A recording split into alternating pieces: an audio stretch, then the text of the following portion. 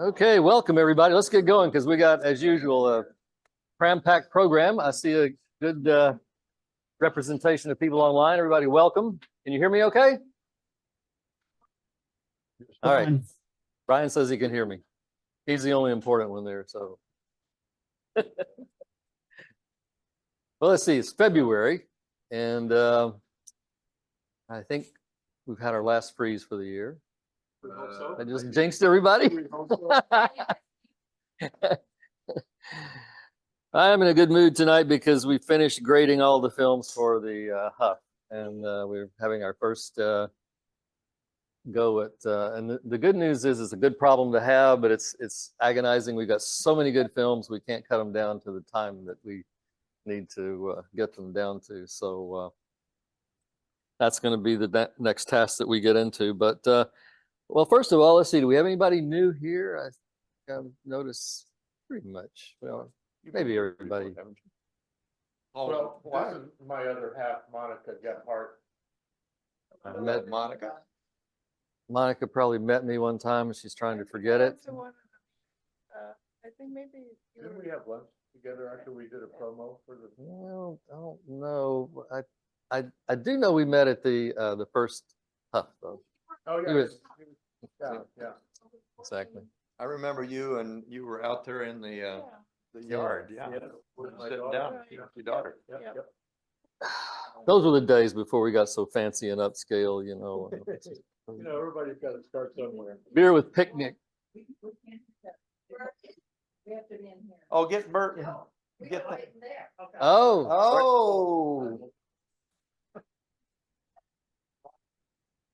We got to round up the rest of Gotta the. round up the crowd lost here. people. Okay.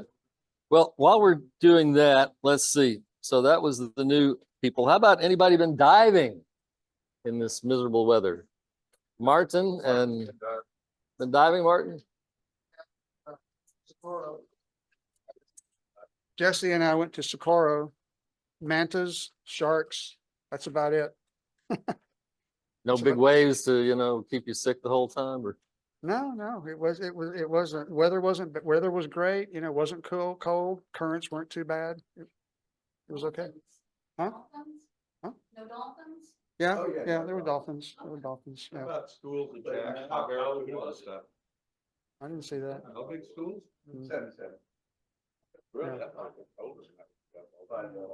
Yeah, so- Yeah, 5 mil in the hood was fine. Yeah. Okay.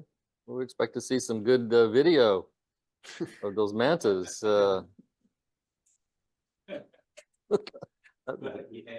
Quiet answer, yeah. Okay. All right. Well, I certainly haven't been diving, so anybody else? Hit St. Croix for Christmas. Wasn't here for last meeting, so did little St. Croix and around Christmas time. So a couple of announcements here. Maybe we can pull that door. Are they? That was. I thought maybe you were just a little late, but then when it started getting really close, we thought that's a little.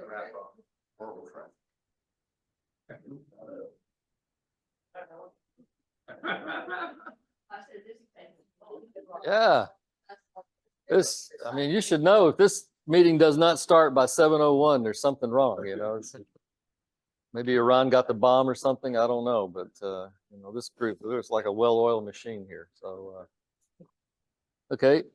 Well, just some announcements. First of all, we missed the opportunity to give Debbie Mensa yet another award. Turns out she won the best of HUPS for the advanced position, which means that that's the Jackie Reed Award for Excellence in Underwater Photography. So congratulations, Debbie. Thank you very much. I don't know why you didn't come back from Africa, wherever you were, you know, shooting, just to pick up your certificate that, you know, is waiting for you. So who's got the certificate? Javon? Oh, it's right here. Let's give it to you virtually. Thank you. Oh, I have to sign it. Okay, well, never mind. Don't get it. Okay, okay. We'll meet down the road somewhere by and by, I'm sure. So, okay, let's move along. So, Okay. yeah. After he signed it. There's a couple of events. I mentioned them last time and they're in the newsletter, but I want to mention them again. We have Dive into the Gulf Expo, which is the 23rd through the 25th of February. And looks like it's turning out to be a pretty good event. There'll be things Friday night, all day Saturday. It's like a mini DEMA meeting maybe or something, but not a lot of vendors are there, I don't think. HUPS will have a table there. They offer the opportunity for nonprofits, and we're going to do that. So I encourage you to come. You can stay the whole weekend. The tickets come with a hotel room if you book it through their website. It's not cheap, though, let me tell you that.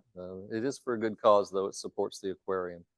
So they haven't published the exact program with the speakers. You can just come for the day on Saturday, and I think a day ticket is like $41 or something like that.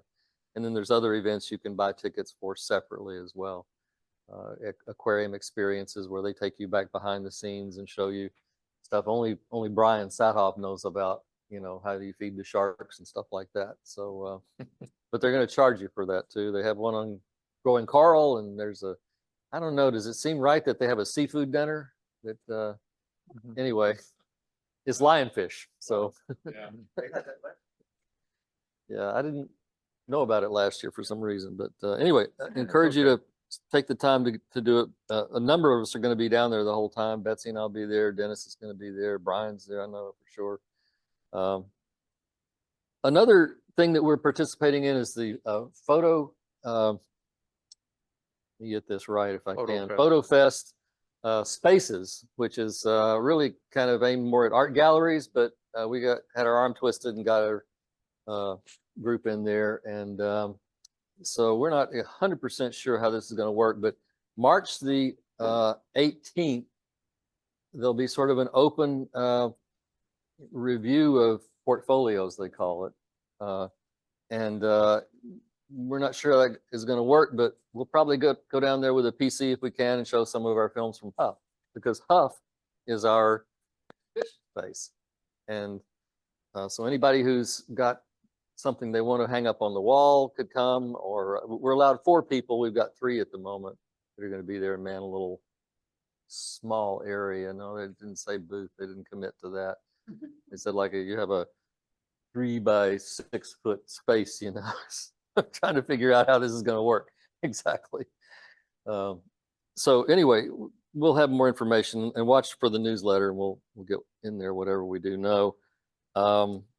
You guys on the board, there's a board meeting February 17th. I'll be sending some stuff out on that.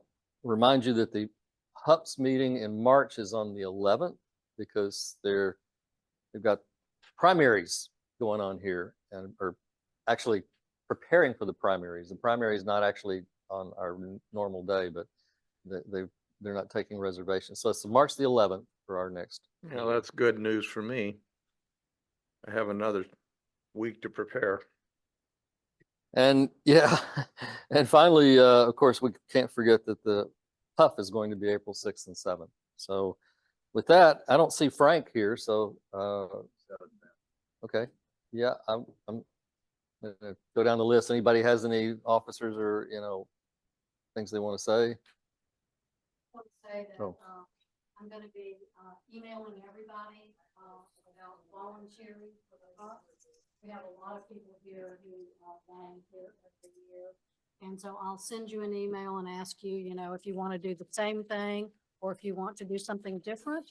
Also, this year we have an extra category that we're going to be showing in the HUF. And we're going to have 7 categories instead of 6. Dennis is going to be out of town, so the category that he would be introducing needs a body to introduce that. So if anybody here feels the need to get up and introduce a category at one of the shows, please let me know. It's a gorgeous building. Get a Campanelli to do it. They speak good. Okay. Javon, you had something. Marble Incredibly massive. that did the mosaic. The building bigger than that. thought we just came. They're late on their backs like 3 to 4 years. Together to create not only a virtual frame. Beautiful. Okay. What he wanted to say was thank everyone for coming to the banquet. Because we had an outstanding banquet. We had lots of people come up and tell him how great the banquet was. We had a lot of people come up and make checks out to our charity as well. That's all. As a trading post for beaver cats. By 1910, Detroit was already. Somebody needs to mute out there in Zoom land. It also Paul became. is waving his hand over here. No, I was just waiting at the Oh, camera. okay. Yeah, I do have something I wanted to talk about. I'm always looking for programs and I still have several months this year. One of the things that's been very popular in the past that I'd like to ask people here and out in Zoom land that you might be interested in doing is participate in what we call it, I think we called it outside, basically it's several different presentations, 5 to 6 of them off the beaten track is what we did last time, where we had everything, even not even all of it was underwater. So I think Mike Gruder did something climbing Kilimanjaro. So if you have a short 3 to 5 to 6 minute film that you might want to prepare and give us somewhere that's maybe not too common, like Cozumel or something like that. But I think we were talking to Scott about doing one on Truck Lagoon, which not a lot of people go to, but it's still popular. So let me know, please. I can use that. Hey Dennis. Hey everybody. Sorry, not Dan person. Yeah, I see you got Justin Jr. there. Yeah, he got his tank in his mouth. He's a little busy right now. So yeah, I'll be happy to share my my adventure in French Polynesia I did in January. So I'll get with you. Diving a pass, totally different experience. So you'll be proud of me, Dennis. I shot 20 seconds of everything I can think of. So we should have enough footage to put something together. I think Fakarova and Rangiorova, right, is where you were? Yeah, I did Fakarava, Rankiroya, and Bora Bora, which was boring, but knocked it off. Boring Bora. Oh, But the shark and the other action over at the 2 atolls were probably pretty spectacular. Unbelievable. Unbelievable. I'm already planning to go back. Yeah. I may be too old to do that. We'll see. Maybe. Awesome. okay. Any other business? So his newest member. Oh, Alex. Oh. Alex, are you there? There he is. Yes. Oh. And so what's your Super Bowl prediction? Obviously, the Niners are going to win by 3 points. We don't want to make the spread too much. You know, we got to make it a game. Very nice. Well, welcome.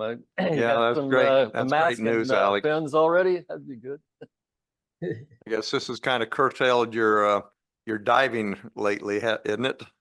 Well, I think I missed it a little bit earlier, but I got St. Croix right before the delivery, so back at the end of December. So we got a little St. Croix and did the pier, so I got that. But trying to get maybe something, maybe end of March or somewhere in April. I don't think it won't. It'll slow it down. It just won't kill it, I guess. Yeah, it takes them to be teenagers to do that. Yeah. So Well, hopefully by see. that time, hopefully she'll be a new. We'll drag her along, and she'll be a new photographer and a new diver by that time. Did we Hopefully. Did we catch the name? Natalia Leia. Natalia Leia. oh, nice. Well, Cool. welcome. Congratulations. Thank you. Thank Yeah, you. Very cool. Well, before we get on to the programs and stuff like that, we always have the gadget of the month, right? And last time I was all ready to show my gadget of the month, and then turns out I forgot and left it at home, and got bailed out. So thanks, Joe. So here's what I was supposed to show last time for Gadget of the Month. A Gadget of the Month, you know, is supposed to be something cheap and easy to do. Get close. I'm gonna get close. You guys sit down. Yes, sir. Supposed to be cheap and something that everybody would be interested in, not just diving. It's good for diving too. I just got onto these the other day. The first time I saw one of these was when I went to change the mouthpiece on one of my regulators. And somewhere along the line, they stopped using these old cable ties and they got fancier with it, with something that you could actually take off and put back on again. So these are reusable cable ties, just like magic. They have a little thing here that you can push like that and it comes apart, and then you just, you know, put it back together and tighten it down. Comes in a multitude of colors. And, you know, I put these now in my, they call them Save a Dive kit. I'm calling it Save a Life kit, you know, because my wife is going to kill me if something breaks and, you know, I can't fix it. And so sure enough, on this last dive trip, she didn't do anything. Okay, let me get that straight. She didn't do anything, but the little rubber piece, I don't know what you call them, the strap that holds the piece of your watch band, you know, keeps it in check, just broke. They always do, you know. So I thought, oh, maybe I can get a new band for this thing. It's a 20-year-old dive computer. So anyway, I got one of these babies out, put it around the strap and like that, and then clipped it off. And she claims it's better than the old thing. So, you know, you can always take it off if you don't like it. Anyway, they're cheap. Let me guess, the police aren't likely to be using those, right? I don't know why not, but you know, because once they get them on you, you're not going to get your hands around there to get them off. But one reason might be Martin knows more about this than me. He told me that, yeah, they're good, but they're not indestructible. And so if you use them a bunch of times on and off, it, you know, it may eventually wear out the little notch there, and you might, you know, so don't use it for anything that's, you know, life-threatening or something. You can get them on Amazon. You didn't read the newsletter. It was in the newsletter. It has the link and everything. So anyway, that's the Gadget of the Month this time.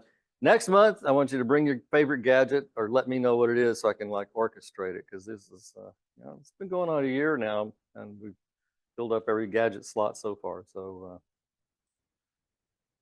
all right, that's just about it for me. You want to do the contest first, or you want to do the program first? Huh? It's up to you guys.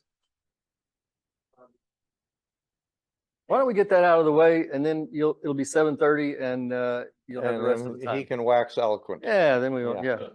You do know how to wax elephants. Okay, so we're gonna do the video contest. I mean the photo contest. So take it away, Martin.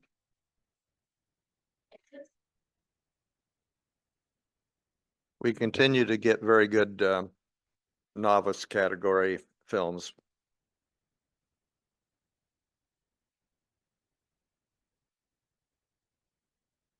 And a lot of them.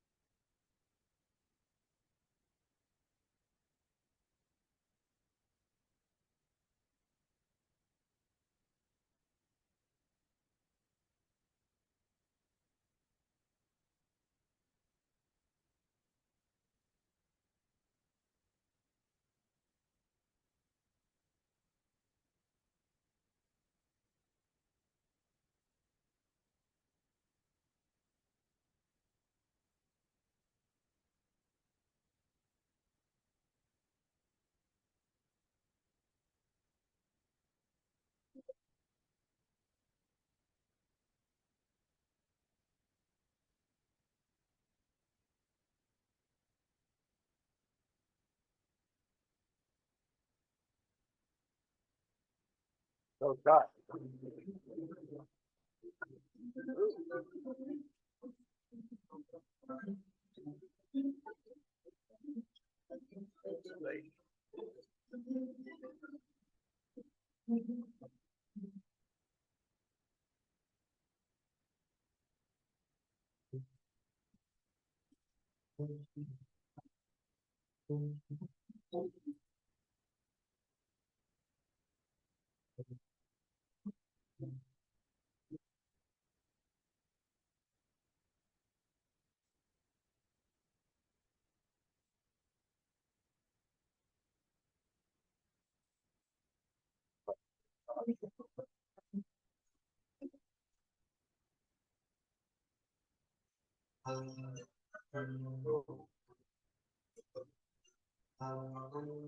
Oh.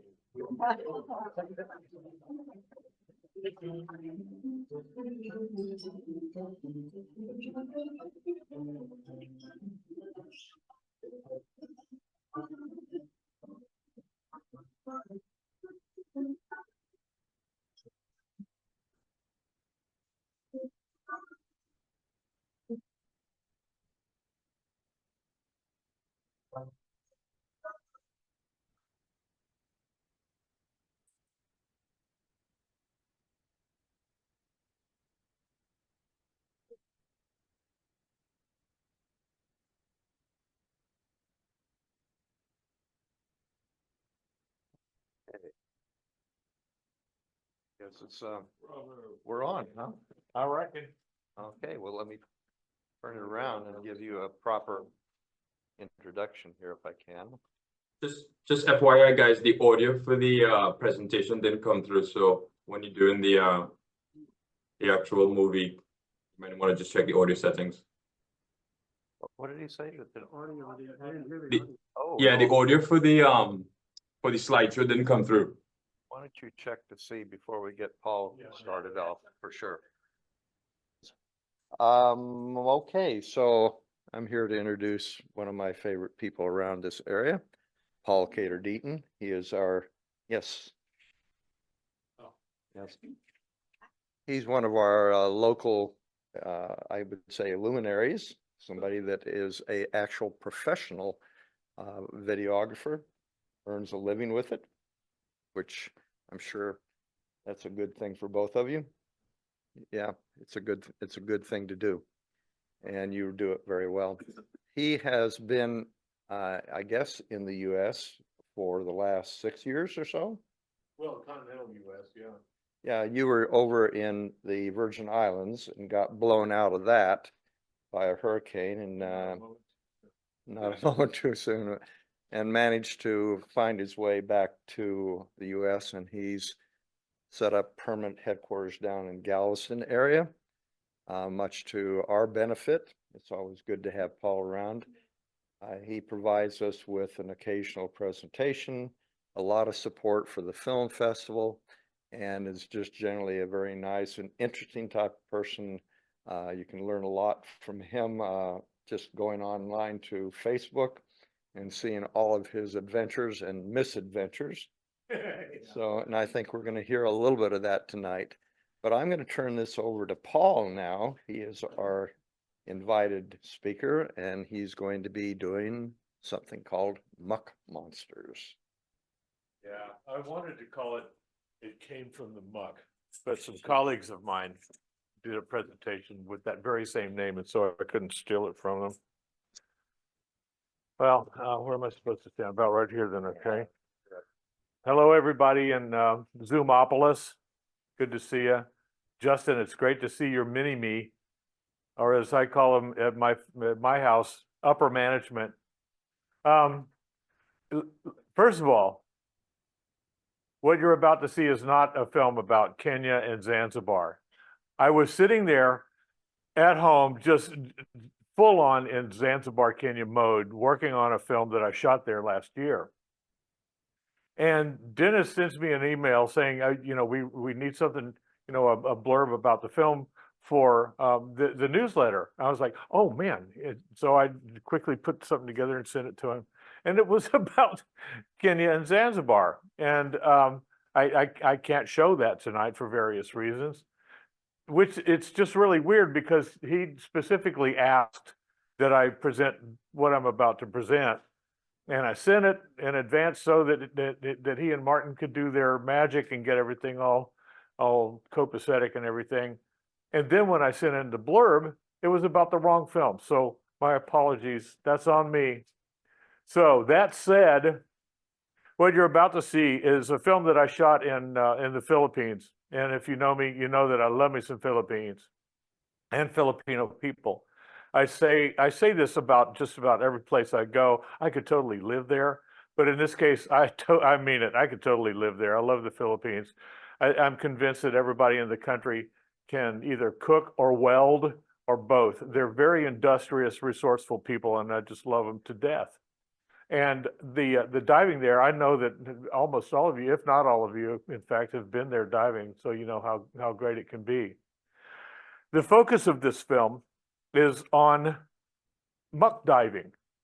I said in another film that in Philippines they what was it? They call it Bethlehem because it's short for better than Limbe. And I've never been to Limbe, so I can't tell you, with any kind of authority whether or not it's better. But I love the Philippines, and someday I'll have to go just, for no better reason than to compare the two. But they're very close to each other, and so I'm sure that they're quite similar. The point of the film is to show that there is a wealth of sea life to be seen in kind of a savanna underwater, that people most often just hurry across to get to the reef. That's where all the cool fish are. Well, no, as you're about to see, there's some pretty interesting fish along the way that get passed up. It's a fascinating underwater kind of microcosm. It's a beautiful place, and there are surprises around every corner in the dark sands of the Philippines and elsewhere, as most of us know. So that being said, we'll start the film in just a minute. This is going to be a double header, a double feature, and it's kind of I keep thinking of Rocky Horror, science fiction double feature, and the second one is kind of more science fiction and zero to do about sea life. But I've done this at the insistence of Dennis, and I'm very happy to do it, and I hope everybody enjoys it. But we'll start with diving first. So this is Dawn of the Muck Monsters. I needed to try to channel Vincent Price to do the voiceover.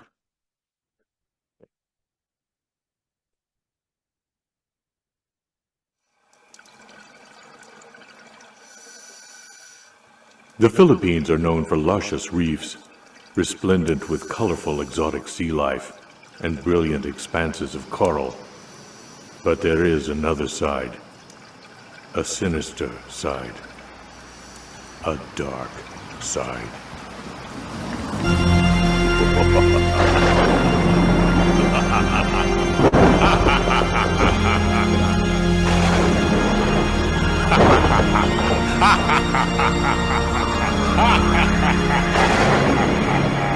I spent my entire CGI budget on that scene. The island of Negros in the southern Philippines is nestled in the confluence of the Bohol and Sulu Seas. Negros is named for the black volcanic sand that surrounds the island, and it's divided into western and eastern districts. Negros Occidental is the west side. Negros Oriental, the east, is where we are. The ride from the airport is not exactly an Aston Martin, but I do like this guy's number, and this is a really fun way to get to our base camp, Atlantis Dive Resort. Thatch-covered buildings are surrounded by a lush tropical landscape. It's home to an exceptional dive operation and some of the most friendly, capable dive professionals you'll find anywhere. There's nitrox, of course, plenty of gear storage, and designated areas for rinsing it. One of my favorite parts of Atlantis is the camera room, where underwater shooters can give their gear the care it deserves between dives. Diving day and night in the vast expanse of muck off Dumaguete and Darwin, our team encounters an astonishing assortment of marine life. In this undersea savanna, unlikely habitats are home to multitudes of bizarre creatures. Surprises lurk around every corner as we investigate the black sands. One of the best muck diving sites around is right in the backyard. All we have to do is suit up, wade in, and go for it.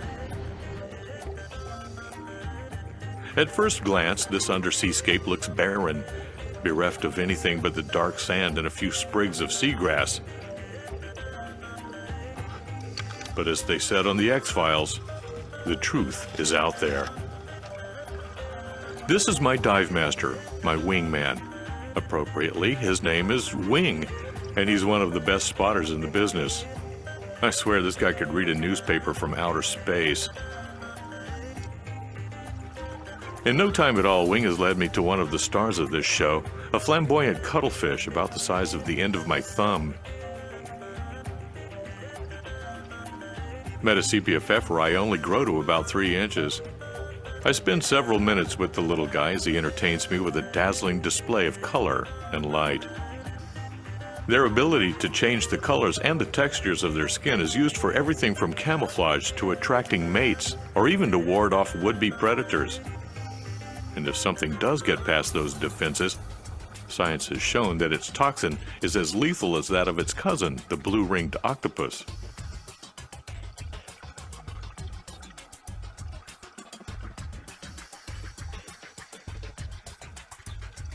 This interlude has given Wing more than enough time to find my next target, a black and white crinoid shrimp lounging in, well, a black and white crinoid. A little farther along this subaquatic wasteland, we come across one of the deadliest creatures in the sea. At least they're deadly to other small sea life. Mantis shrimp can inflict some serious pain on humans, too. Fishermen around the world call them thumb splitters. Basically, I'm just glad that these things don't grow to be 4 feet long. Another species that I'm fine with just the size they are is the stargazer. Typically, all you can see of these guys is the outline of their toothy maw and their eyes peering out from the sand until they strike some prey. This thing doesn't seem to be into that whole covert ops thing, yet he still gets to pop some lunch. We navigate a field of garden eels writhing in the current.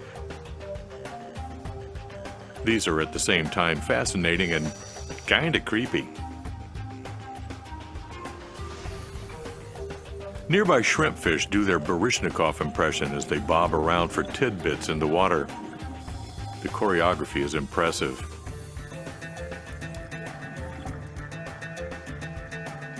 One of my favorite animal behaviors comes from what I call the shrimp dozer.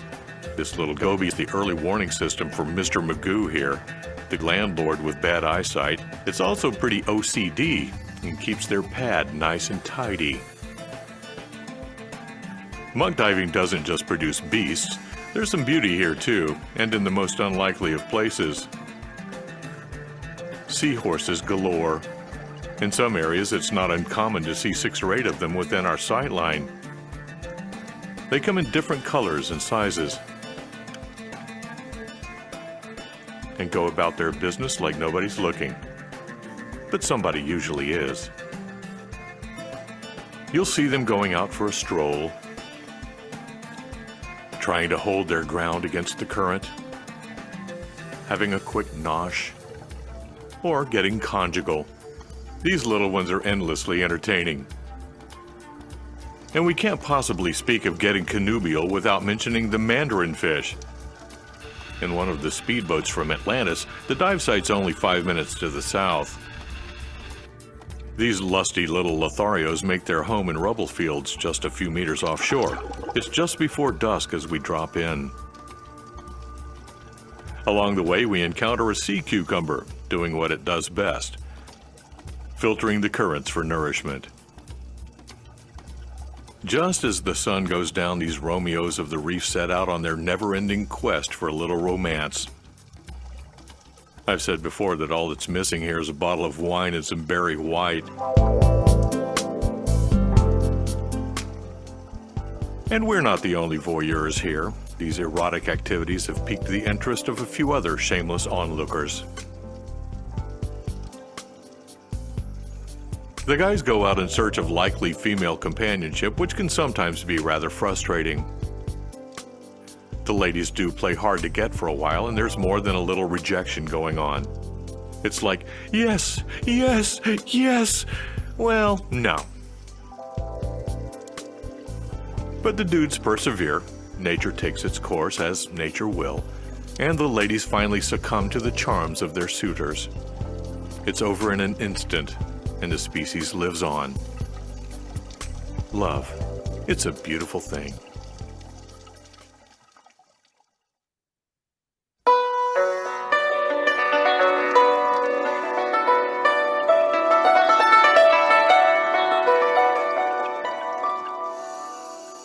The mandarin fish are a hard act to follow, but night dives do tend to bring out some of the more colorful and exotic creatures. Lovely fish, the flying gurnard. Beautiful plumage.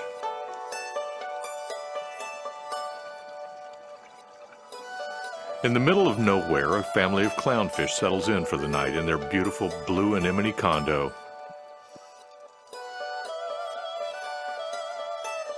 And this anemone decorator crab scurries off for a night on the town.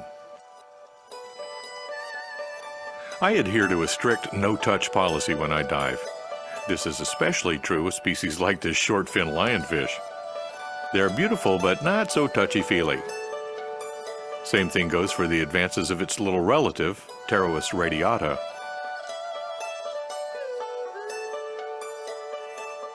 Less threatening is this juvenile emperor snapper against a crinoid curtain. A large hawksbill takes its barnacle out for a swim.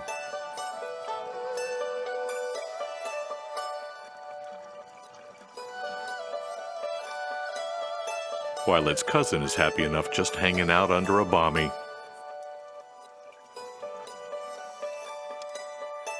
And we find that the seahorses are every bit as cute at night as they are in daytime. Although it lacks the adorability factor of the seahorses, this thornback cowfish still feels deserving of a close-up.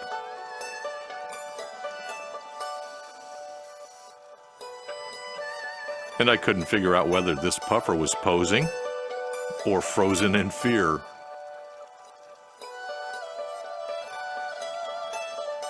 A crab exhibits all the stoicism of a beefeater guard at Buckingham Palace as these precocious anemone fish test its patience.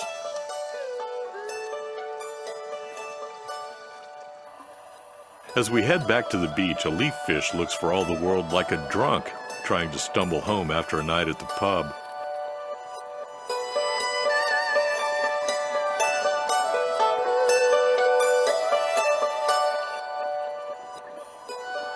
The dive is almost at an end when we find ourselves facing off with a feisty little crab. At first, he gets all Sean Penn on us as he tries to fend off the paparazzi. And when that doesn't work, he takes a dive.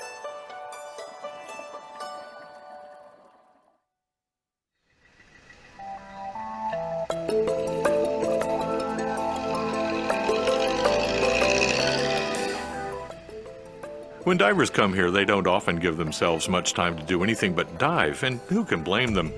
But we'll be the first to recommend that you delve into as much of the local culture as you can. If you do nothing else while you're down this way, at least take a trike or a jeepney to the nearby village of Dawin. The market here gives us an interesting glimpse into Filipino lifestyle as we try to figure out just what fighting pellets are and how addictive cracked corn may be to the local livestock.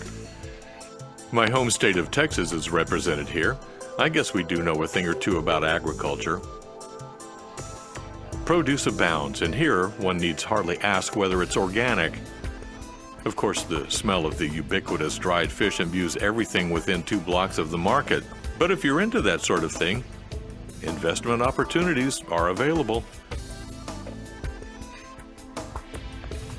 We find an obliging trike driver and head back to Atlantis.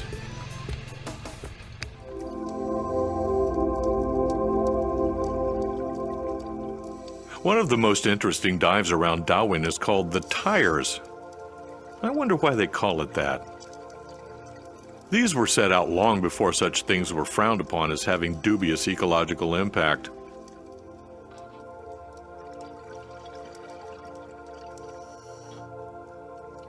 Whatever the case, they do harbor a multitude of creatures.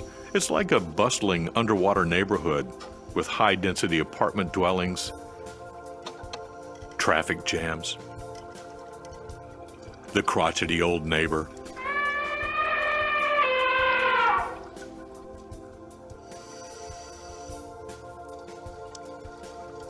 Most of the tires are festooned with hard and soft corals.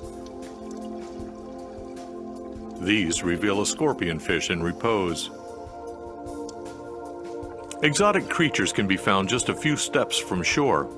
Some of the unusual suspects include pipefish of all kinds. Perhaps not as popular as their more famous relative, the seahorse, they do manage to capture the interest of the divers here.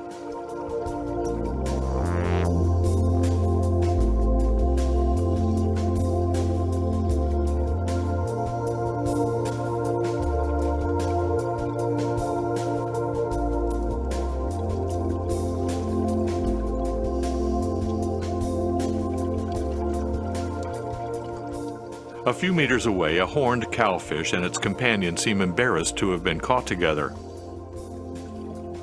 And a beautiful flatworm roots around at the base of a single stalk of coral. The great expanses of black sand are punctuated by outcroppings of coral and stone. Beneath one of these, a moray eel gets some dental detailing. And sometimes all it takes is one small rock to start a village, like this anemone habitat holding its own against an unyielding current. Compact ecosystems are established, and these little communities are inhabited by all sorts of creatures. In a seascape with few natural structures, marine organisms tend to make homes near things created by man. Moorings like this are great examples. Lionfish are on the prowl, and a goby seems to be performing an exorcism on a lizardfish. At another mooring nearby, the surge and I fight over an ornate ghost pipefish. We'll call this one a tie.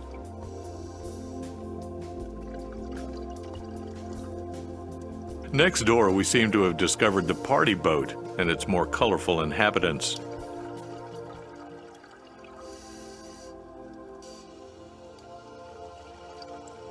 Cardinalfish congregate on the Lido deck and trip the light fandango. As does this fire urchin. Its long spines are nice and sharp, the short ones are venomous, and they are all apparently capable of mobility.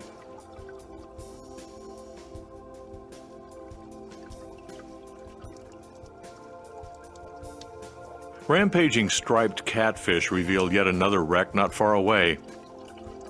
This ill-fated vessel and a smattering of reef balls are populated by a wide variety of critters.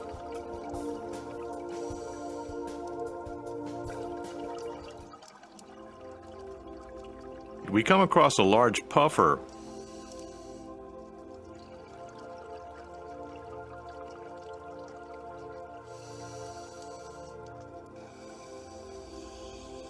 And a little goby who must be having the scare of its life as this sea snake stalks the reef for a meal. With venom more lethal than that of a cobra, the sea snake is one of the most deadly of all the creatures in the sea. But while a cobra would never allow a cameraman to get this close, the sea snake seems completely blasé. And that's just fine with me.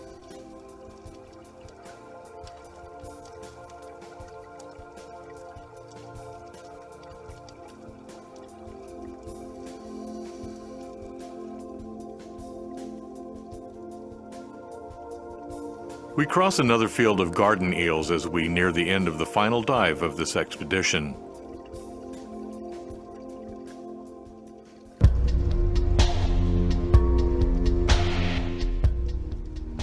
Our last encounter is not without a full measure of weirdness. This jellyfish, a Sophia, looks as though it came straight out of a Space Invaders movie.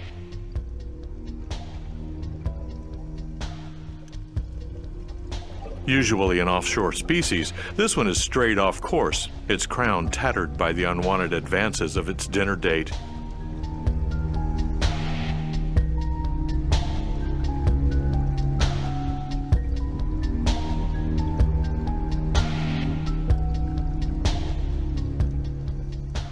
These are also consumed as a delicacy or for medicinal purposes by people in China and Japan. We decided to just take their word for it and part company with this gooey fellow.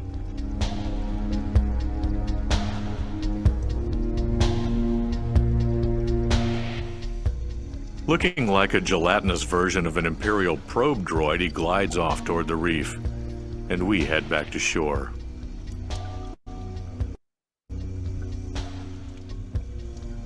We've seen some bizarre creatures during our time here, and while most of them have been fairly innocuous, we can't deny that some of them exhibit rather sinister qualities.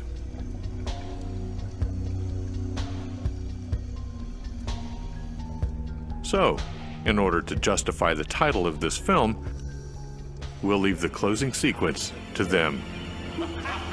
From Negros Oriental and the black sands of the Philippines, I'm Paul Cater Deaton, and I'll see you under the bubbles.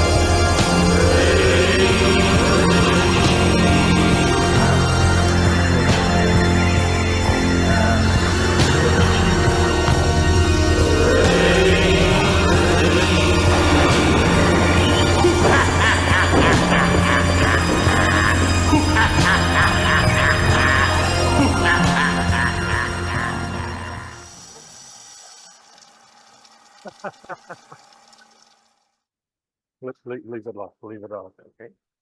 So about our next film.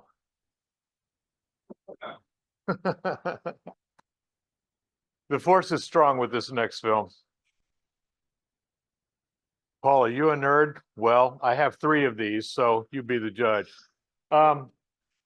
By special request of Dennis, I've brought something that's kind of out of the ordinary for an underwater group. I really don't even need to kind of preface this with any repartee, so we'll just go straight into it and then talk about it later if you want to. So thank you very much for the thought, Dennis. We'll go ahead and do it. Yeah.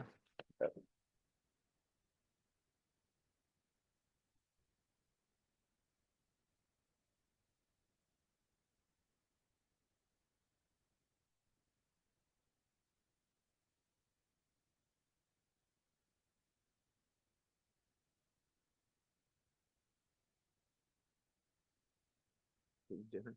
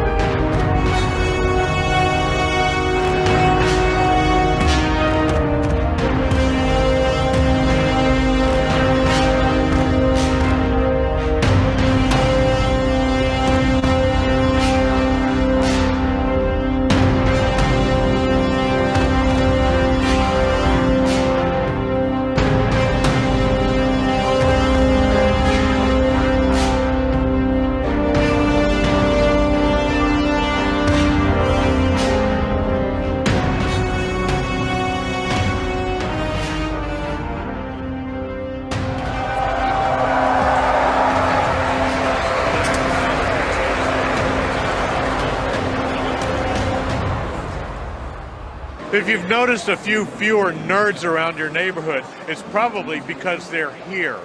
We're in London for Star Wars Celebration 2023. Hello there. Paul Cater Deaton's my name, and maybe I'm a nerd too. After all, I do own 3 lightsabers, so, do the math. We're in London, England, my favorite city in the entire galaxy.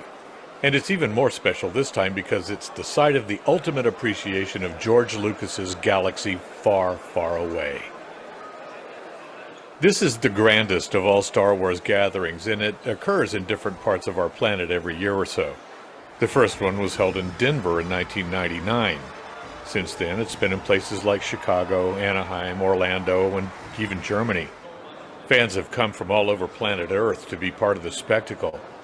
Imperial walkers and TIE fighters tower over the dense throngs of uber nerds. One of the coolest things about it is you can come as a spectator, or you can become part of the show. Many of the people here are members of the 501st or Rebel Legions. I'm in both. Membership is contingent upon creating intricate screen-accurate costumes. They are built to exacting standards, carefully scrutinized, and can often go through several iterations before final approval. Many of us take a certain amount of ribbing for doing this. To put this into perspective, we go to the commanding officer of the 501st himself, Justin Sonfield. So this is my 4th celebration. When you see all of the fans come together that have this same love for this franchise that started 5 decades ago at this point, it's insane.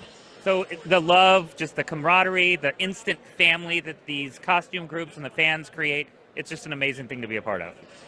A lot of people take heat from their peers, oh, you're such a nerd. I wear that as a badge of honor, and I know that a lot of other people do. I'm a film producer, so I'm really nobody's nerd. I just love what we do. What do you do? I run a home decor company in New York. I make homes happier, shinier places. You used to work for Macy's, I believe? I did. I spent half of my career at Macy's. Yeah. Wow. Yeah. I'm just a retailer, just a merchant, a simple man trying to make his way through the galaxy. Yeah, that type of thing. That should be a movie line. Right. If you had about a 15-second elevator speech to tell people why they should be here, if they missed this one, what would it be? Oh, that's a tough one. 15 seconds to sum it all up? Take 30. Take all you need. Okay. You're the boss. Love, family, a galaxy far away, your imagination running wild, and with your own people for the course of, in this case, I think it's 5 days. That's why you come to Star Wars Celebration. Come join the 501st. All you need to be is 18 years older or have a movie-accurate Star Wars costume that you can create or buy or tailor or whatever you need. The fan groups are an incredible family. They got us through some of the darkest times in our history and will be with us for years and years to come.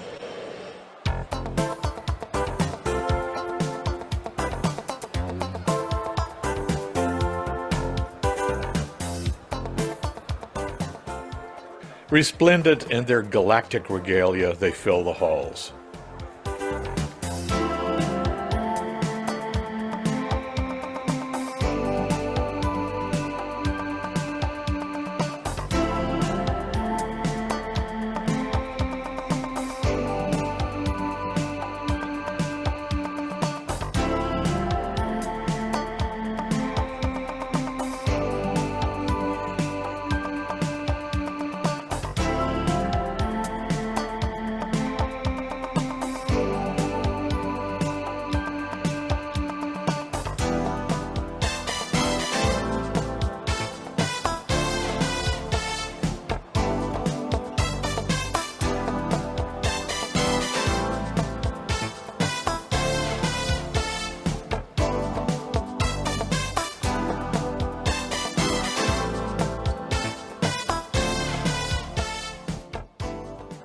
Wookiees out the wazoo.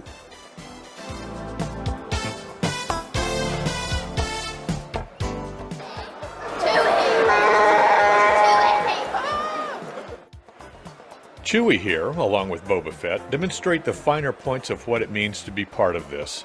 which is primarily to bring smiles to as many faces as possible. And this, no doubt, brings a smile to Chewie's face.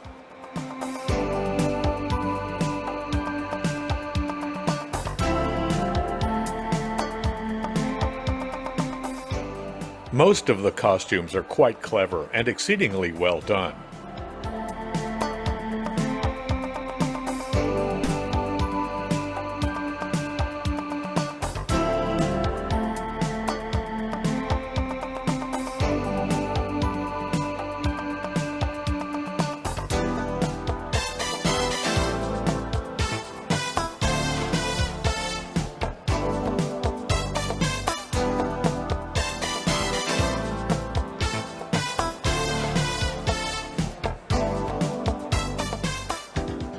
This X-Wing Death Star combo gets extra points for design on a budget. And they're having a ball.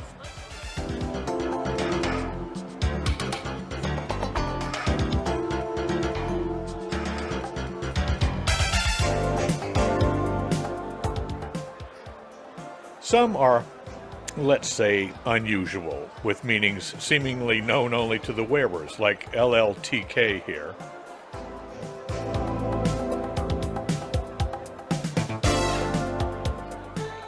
And mashups between Star Wars and Planet of the Apes. Go figure. We come across a Phasma face-off for a photo shoot. And I guess this must be a Nordic Mandalorian who really doesn't like Jar Jar Binks.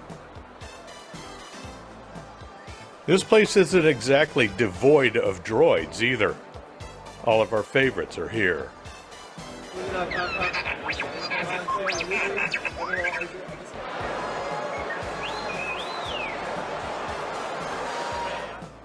The Jedi, of course, are everywhere you look. Even in plain clothes outside of the convention, you can tell which ones are Jedi. They're the ones who wave their hands at automatic doors and smile with satisfaction when they get the timing right. These are the defenders of right and justice in the galaxy, and the Saber Guild and Galactic Academy do their best to get everyone trained up.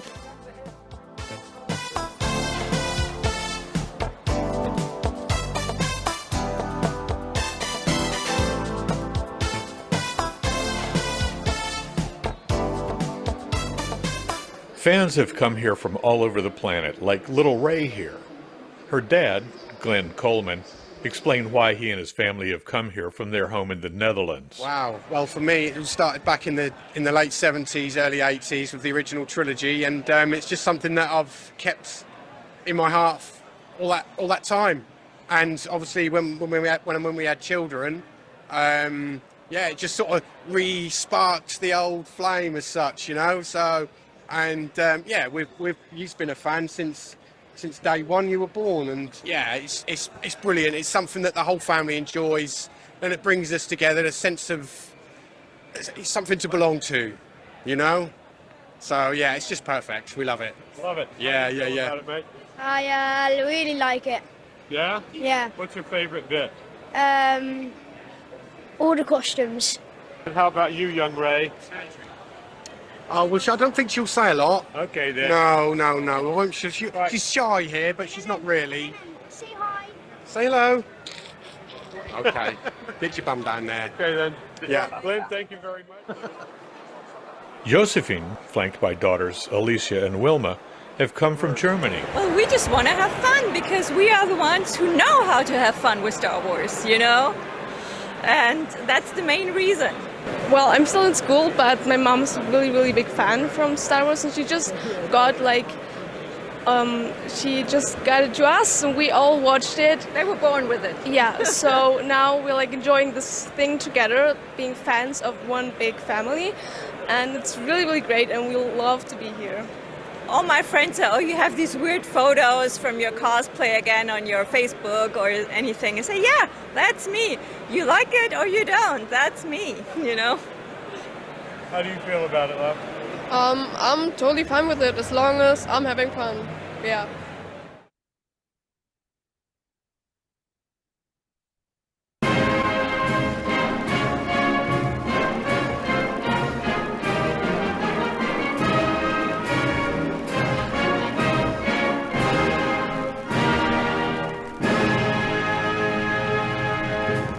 You can't come to London without actually taking a tour of the city because it's fascinating, and it just wouldn't be cricket now, would it?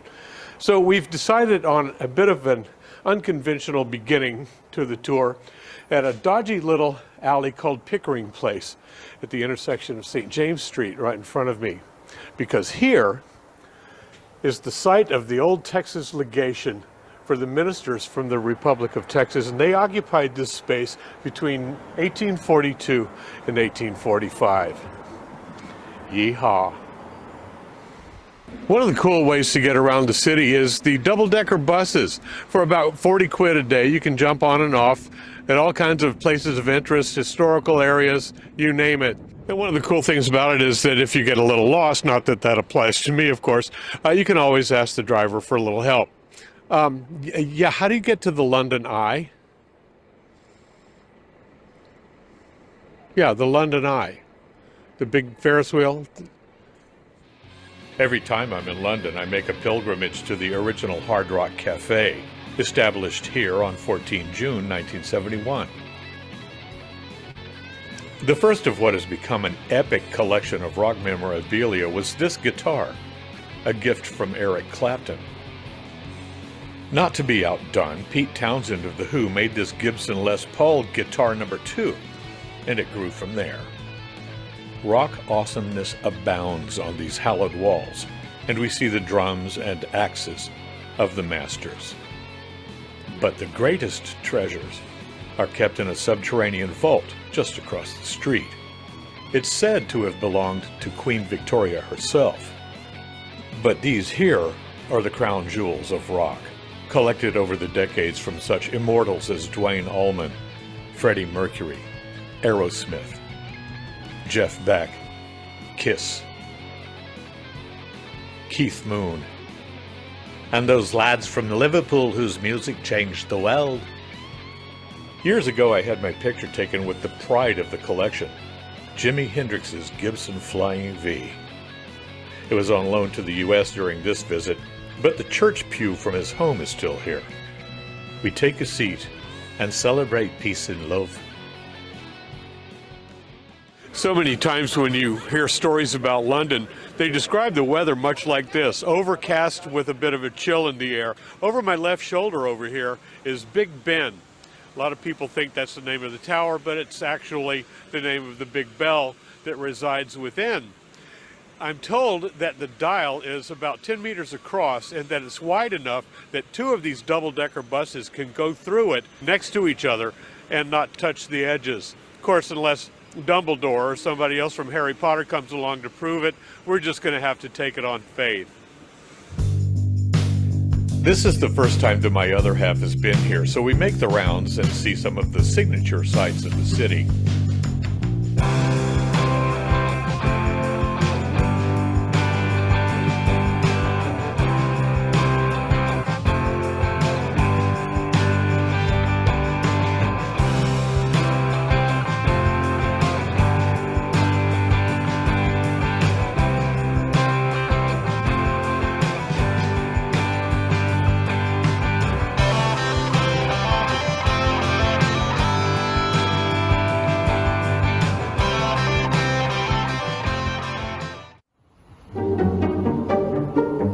One of my favorite bits of Greater London is Camden Town. Although it's usually awash in tourists, I could spend all day here at the locks, watching the canal boats come and go.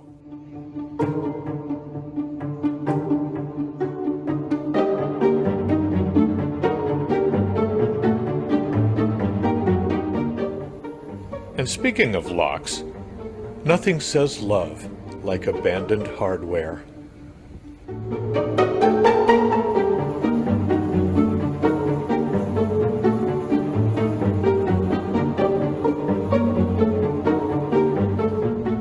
We take the last bus to the tube station just as the sun goes down and get back to Canary Wharf and our hotel.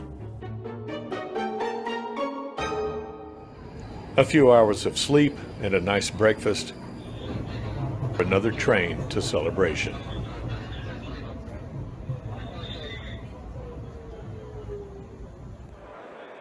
Here at the Excel Center today, collectibles abound. There's some ridiculously cool stuff here.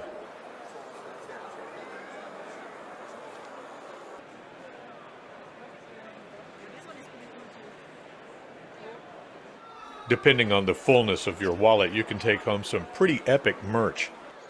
There are renderings of villains and heroes.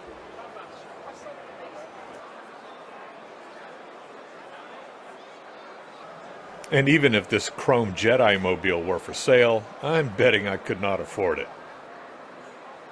One of my favorite movie lines of all time was said by Robert Morley in the movie Those Magnificent Men in Their Flying Machines. The problem with these international affairs is that they attract foreigners. Of course, the presence of so many people from so many distant points of the globe is one of the best things about Celebration. They all go above and beyond with set design and construction, and it heightens the guest experience in a big way. It also lends itself to exchanges between people from a host of other countries. Swag trading is a huge part of the behind-the-scenes activities. They have the look of street corner crapshoots as people huddle round with bags of patches, challenge coins, and other collectibles to trade.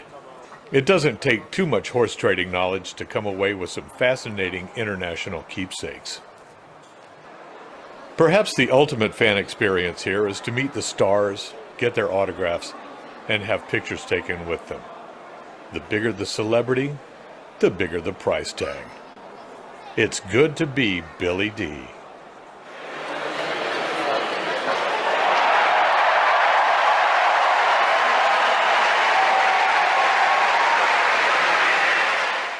The Belgian prop crew are renowned throughout the galaxy as the go-to crew for building sets for these conventions.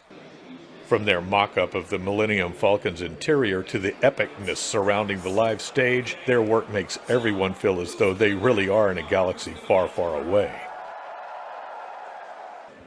This remote broadcast featured Ian McDiarmid, aka Emperor Palpatine, and a panel on villains of the sequels.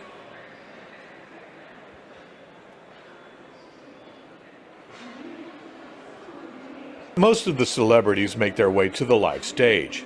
This is Action Central, where masses of humanity stand shoulder to shoulder for hours to see the celebrities from their favorite Star Wars movies and shows. Interviews are live streamed and recorded, and surprises can happen in the blink of an eye.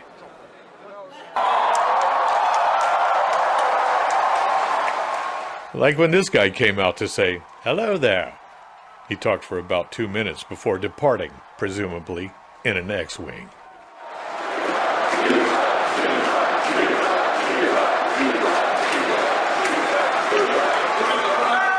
Anyway, we're lucky to have you as our fans, and we love you so much.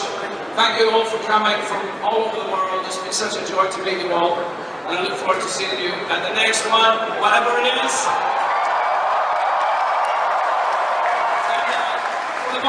Thank you so much.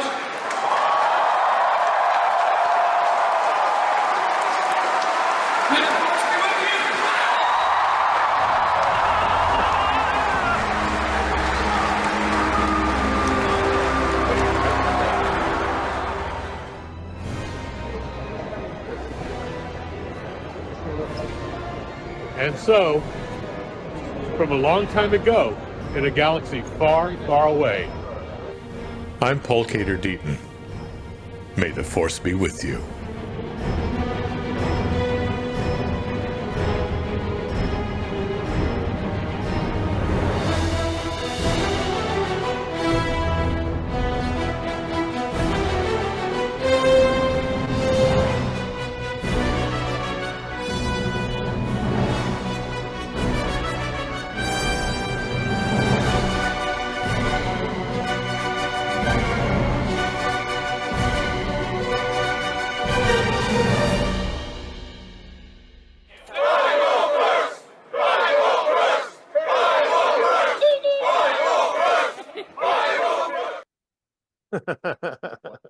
Yes, please. Okay, well, thanks for indulging me.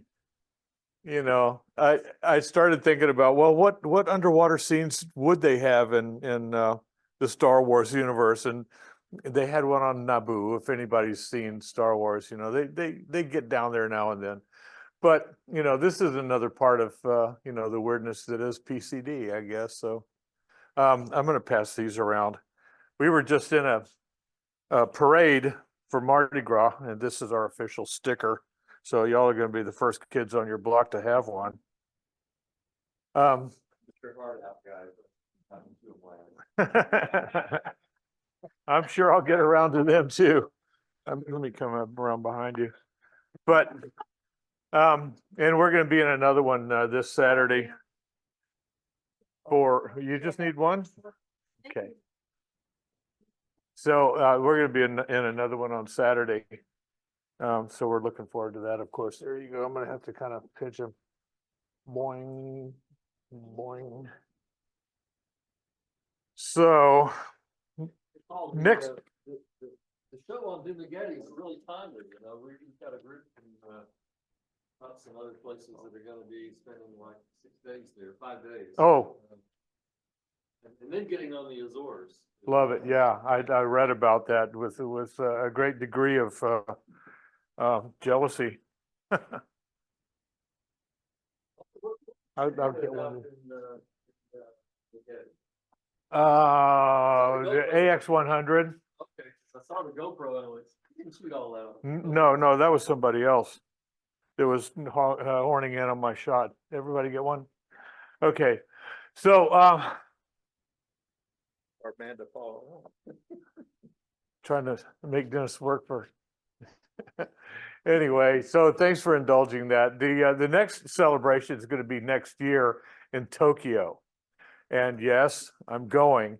And I'm going to also go down south and do a little diving. I'm looking into the best places. So if any of you guys have some intel as to where in Japan I can go and get the most bang for my yen, do share that information.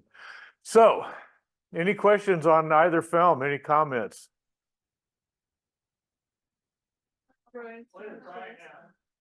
Hey, hey, that looks awesome, man. Where'd you get that? I got that from you, my brother. There you go. Love it. Come with your own bling, huh? Yeah, you know, challenge coins are big in our world.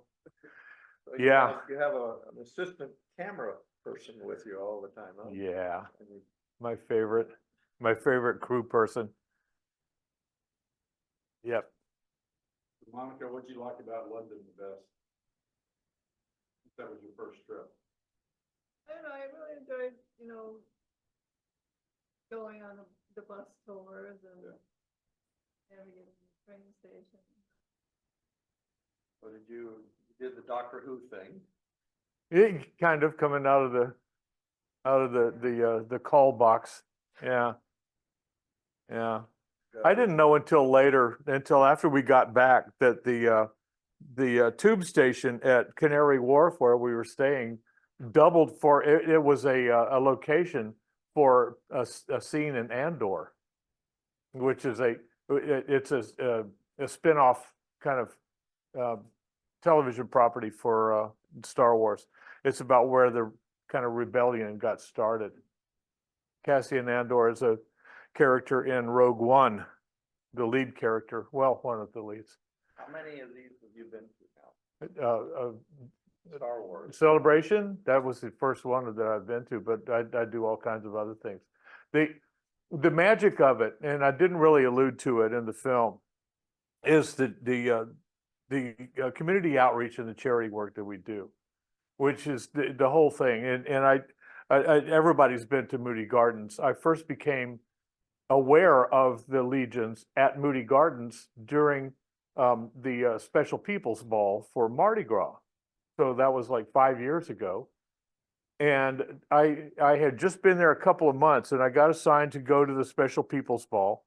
And I already had all the feels because of the wonderful work that was being done there with the well, I was going to say kids, but it's people of all ages that have challenges, and people on the spectrum and disabilities of all sorts. And it was just a warm, fuzzy thing to be part of, and I already felt really great being there. Then all of a sudden, I hear the Imperial March going on, bum, bum, bum, bum, bum, bum. And I was like, what? And I turned around, and in comes Kylo Ren, the Emperor, Princess Leia, and they ended up dancing together later on. Stormtroopers, Jawas, X-Wing pilots, TIE fighter pilots, and I was like, these are my people. And I found out what they do, and I was like, oh, I'm so in. I am so in. So I put together, I now have 4 different costumes. I have a Jedi, you saw that in there. I have that alien character who is he's a skiff guard from Return of the Jedi. I have a Jedi version of him, and you already saw the X-Wing fighter pilot. And so we do a great deal of charity work and raise money for Make-A-Wish Foundation, which is our primary beneficiary. And I just love it. The 501st, we call ourselves bad guys doing good. And of course, the other side of the coin, good guys doing good. And we, in the past year, set a goal of $10,000 for Make-A-Wish Foundation, and we eclipsed it by about another $6,000. So people are always very happy to see us coming. We're involved in Star Wars night at the sports teams games. We do the Astros and what's the team out in Sugar Land? Space Cowboys. Duh, how can I forget that? Yeah, and they take really good care of us. And then the soccer team is going to have a Star Wars night as well. But we do hospital visits, children's hospitals, and all kinds of stuff. It's a really fulfilling thing to do. Plus, we get to dress up in our, as our favorite characters, So that's enough about Star Wars. Who has some diving questions or comments? Nobody? I guess the narration was enough, eh? Huh? They're taking a trip to, yeah, I know. I wish I were going. That'd be cool. Love to go back. Our first big trip was to Dumaguete. Yeah, love it. So someday, don't know where I'm going next, frankly. I know Japan, but in between, there's got to be something else. So I'm working on a book that I can't really talk about yet. So more about that later. So, well, I thank you very much for again, for your indulgence and your attentiveness. And it's always a pleasure to present something for like-minded people. So it's very good of you to have us, and thank you very much. Thank you, Colin. Thank you. Do appreciate it very much. Thank you. We always love having you here. Well, you're very kind to say so. Okay, Thank you, Paul. we do have. Stuff, Paul. Good stuff.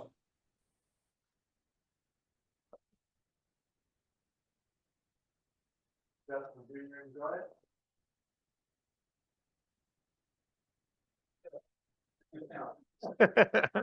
We will be adjourning now and going to collect some food at La Tapatia. La Tapatia. No.